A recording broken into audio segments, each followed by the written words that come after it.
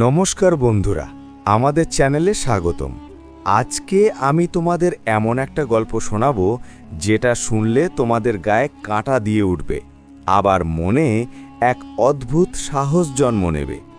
একটা রাতের ট্রেন, এক অচেনা যাত্রী, আর এমন একটা সত্যি যেটা তোমাদের জীবনটাই বদলে দিতে পারে। কিন্তু সেই সত্যিটা বুঝতে হলে পুরো গল্পটা শেষ পর্যন্ত শুনতেই হবে। তো চলো বন্ধুরা, শুরু করা যাক।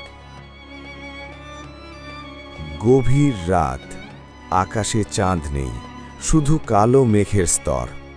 দূরে কোথাও বিদ্যুতের আলো ঝলসে উঠছে, আবার মিলিয়ে যাচ্ছে। রেল লাইনের ওপর দিয়ে একটা ট্রেন ছুটে চলেছে, ঠক ঠক ঠক। ট্রেনের ভেতর প্রায় ফাঁকা, কয়েকটা সিটে ছড়িয়ে ছিটিয়ে দু একজন যাত্রী, আর একটা জানালার পাশে বসে আছে একটা ছেলে। তার নাম অর্ণব। দুশ্চিন্তা, তার বুকের ভিতর একটা অদ্ভুত ভয় জমে আছে। সে মনে মনে ভাবছে, যদি আমি পারি না তাহলে। অর্ণব ছোট শহরের ছেলে, খুব সাধারণ পরিবার। বাবা অনেক আগেই মারা গেছেন, মা অন্যের বাড়িতে কাজ করে তাকে মানুষ করেছেন। মা সব সময় বলতেন, বাবা তুই একদিন বড় হবি, আমি জানি তুই পারবি। কিন্তু অর্ণব কখনো নিজেকে বিশ্বাস করতে পারেনি। প্রতিবার সুযোগ এলেই তার ভিতরের একটা কণ্ঠ বলতো, তুই পারবি না, তুই ব্যর্থ হবি। আজ সে যাচ্ছে একটা বড় কোম্পানির ইন্টারভিউ দিতে। তার হাত কাঁপছে, কপালে ঘাম।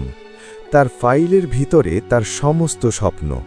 সে জানালার বাইরে তাকিয়ে থাকে, কিন্তু অন্ধকার ছাড়া কিছুই দেখতে পায় না। ঠিক তার মনের মতোই, অন্ধকার। হঠাৎ ট্রেনের দরজা নিজে নিজে কিঞ্চিৎ শব্দ করে খুলে গেল। একটা ঠান্ডা বাতাস ঢুকে পড়ল। অর্ণব কেঁপে উঠল। সে দেখল একজন লোক ধীরে ধীরে ভিতরে ঢুকছে। লোকটার মুখ স্পষ্ট নয়, যেন ছায়ায় ঢাকা। তার চোখ দুটো অদ্ভুতভাবে জ্বলছে। লোকটা এসে ঠিক অর্ণবের সামনে বসে পড়ল। কিছুক্ষণ চুপচাপ তাকিয়ে রইল। তারপর ধীরে ধীরে বলল, সে জানে অর্ণব কোথায় যাচ্ছে। অর্ণব থমকে গেল। সে মনে মনে ভাবল, এ কে? তোমরা কি বুঝতে পারছো এরপর কি হতে চলেছে? লোকটা হালকা হাসল।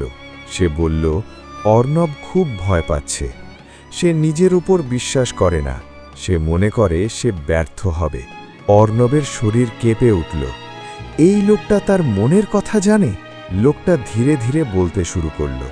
সে বলল, যদি অর্ণব এই ভয় নিয়ে ইন্টারভিউ দেয় তাহলে সে ফেল করবে। অর্ণবের চোখে জল এসে গেল। সে মনে মনে ভাবল, এটাই তো সত্যি। লোকটা আবার বলল, ভবিষ্যৎ তৈরি হয় আজকের সাহস দিয়ে। এই কথাটা যেন অর্ণবের হৃদয়ে আঘাত করল। সে মনে মনে বলল, ভবিষ্যৎ সাহস দিয়ে? হঠাৎ লোকটা তার সামনে হাত বাড়াল। চারপাশের পরিবেশ বদলে যেতে লাগল। অর্ণব দেখতে পেল একটা অফিস। সে বসে আছে চেয়ারে, মানুষ তাকে সম্মান করছে, তার মা গর্বে হাসছে। তারপর আরেকটা দৃশ্য, অন্ধকার ঘর, একা অর্ণব। সে ব্যর্থ, দুঃখ। তোমরা বলো, এখন অর্ণব কি করবে? অর্ণবের ভিতরে একটা যুদ্ধ শুরু হলো। ভয় বলছে পালিয়ে যা, সাহস বলছে সামনে এগিয়ে যা। সে ক্লান্ত হয়ে পড়ছে। সে মনে মনে বলছে, আমি কি পারব? হঠাৎ লোকটা হেসে বলল, এত ভাবলে হবে। সে বলল, জীবন কোনো পরীক্ষার খাতা নয়, এটা একটা সুযোগ। ভবিষ্যৎ তৈরি হয় আজকের সাহস দিয়ে। হঠাৎ ট্রেনটা জোরে ব্রেক করল। সব কিছু কেঁপে উঠল। অর্ণব চোখ খুলে দেখল, লোকটা নেই। সে চারদিকে তাকালো, শুধু নিস্তব্ধতা। সিটে একটা কাগজ পড়ে আছে। সে সেটা তুলে নিল। আমি তুই, কয়েক বছর পরের তুই। অর্ণবের শরীর ঠান্ডা হয়ে গেল। সে বুঝতে পারল সে নিজের ভবিষ্যতের সাথে কথা বলছিল। তার বুক ধুকপুক করছে, কিন্তু এবার ভয়ের সাথে সাথে একটা সাহস জন্ম নিচ্ছে। সে চোখ বন্ধ করে বলল, ভবিষ্যৎ তৈরি হয় আজকের সাহস দিয়ে। পরের দিন সকাল, সূর্যের আলো পড়ছে। অর্ণব আয়নার সামনে দাঁড়িয়ে, সে নিজের চোখের দিকে তাকিয়ে সে হেসে ফেলল। সে মনে মনে বলল, আজ আমি পালাবো না। ইন্টারভিউ রুম, অনেক মানুষ বসে আছে। অর্ণব ঝুঁকল, তার হাত একটু কাঁপছে, কিন্তু এবার সে থামল। সে মনে মনে বলল, সাহস। ভবিষ্যৎ তৈরি হয় আজকের সাহস দিয়ে। প্রথম প্রশ্ন করা হলো। কিছুক্ষণ নীরবতা, তারপর অর্ণব আত্মবিশ্বাসের সাথে উত্তর দিল। একটার পর একটা প্রশ্ন, সে সব উত্তর দিল। কয়েকদিন পর একটা ফোন এলো। অর্ণব ফোন ধরল। সে নির্বাচিত হয়েছে। তো বন্ধুরা, আজকের গল্প থেকে আমরা কি শিখলাম? আমাদের ভয়ই আমাদের সবচেয়ে বড় শত্রু, আর সাহসী আমাদের ভবিষ্যৎ গড়ে দেয়।